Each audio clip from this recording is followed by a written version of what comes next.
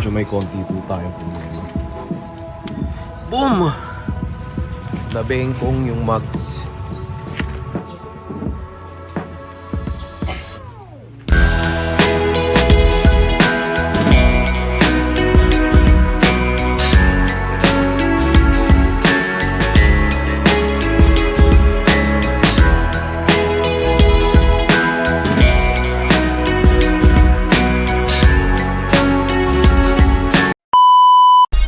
Good morning mga tol.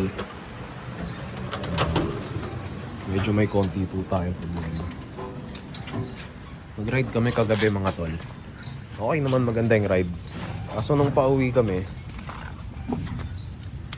boom!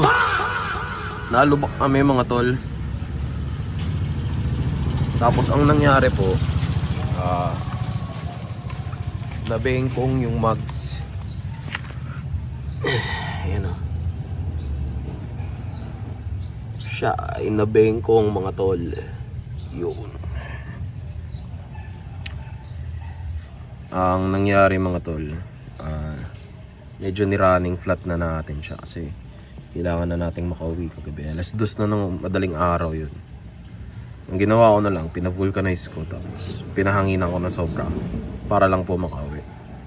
Pero ngayon mga tol, papunta tayo sa Gearhead Moto Garage para ipa-check kasi sabi ni boss na kaya naman daw ipa-align yan. At saka para lang safety ng motorcycle kasi mas maganda na nakaayos na agad yung alignment niya. So, yun lang mga tol. Ngayon ang agenda natin is papa-vulcanize muna natin ulit siya. Meron naman doon sa may pagtaas. So, ang gagawin ko mga tol, medyo running flat ko siya saglit. Tapos, pa-vulcanize ko siya. Tapos, saka tayo pupunta ng Gearhead Moto Garage. Dito lang mga tol, malapit lang. Mga 10 minutes lang. Yan. A few moments later. Nakapagpa-vulcanize na tayo. Enough lang para umabot ng Gen 3. Pero, ayan. Mga tol, kitang-kita nyo dito. Ayan, yung sa part na yan. Nabengkong yung mugs mga tol.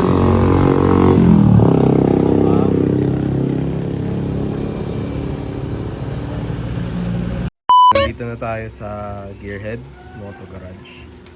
Ito na yung lagay ng ating Kawasaki. So, ayan, shoutout po kay boss. Di takot na masiro, sanay sa wala. Alam na kung paano magbabawi. Di pang karaniwan kung baga to sa may bilang. Dominic po pala boss. Dito na si PMS niyan simula ngayon. Mga tol, medyo may sinabi si bossing na since balak natin medyo magpa-bronze ng mugs ay mukhang matutuloy na. May nakasimangot dun oh.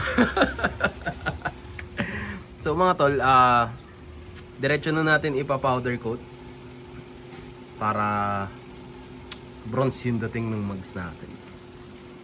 So medyo matte bronze naman yung natitipuhan namin. Actually medyo matagal pa dapat to.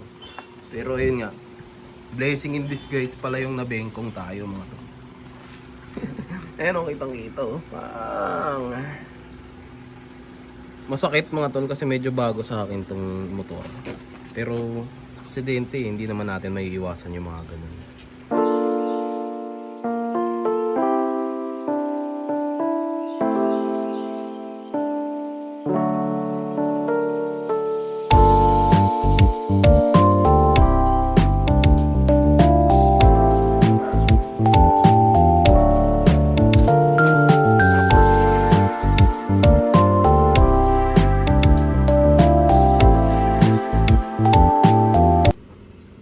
Ayun nga mga tol, nandito po tayo sa Gearhead Moto Garage para, ayan, ipa-service na si, wala pang pangalan.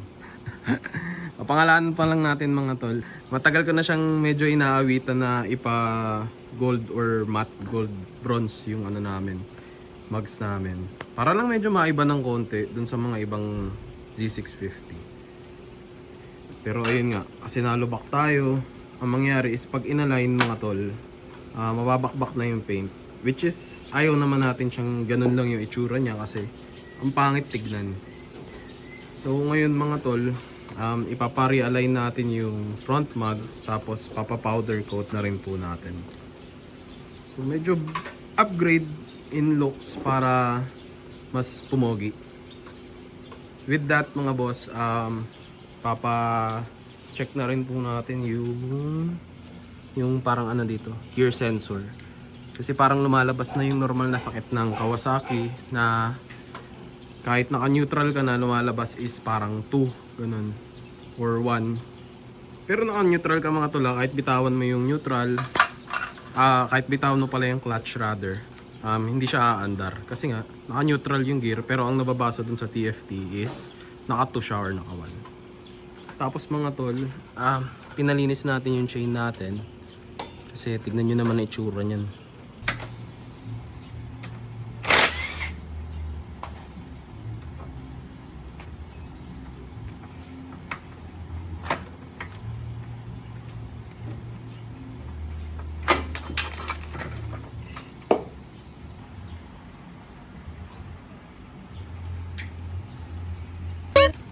Binaklas na yung gulong ng ating Z650.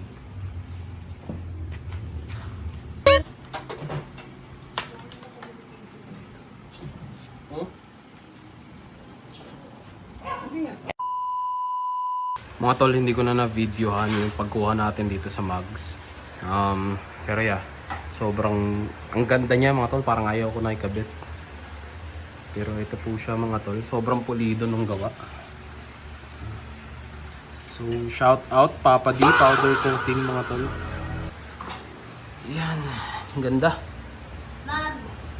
Ganda nung gawa mga tol.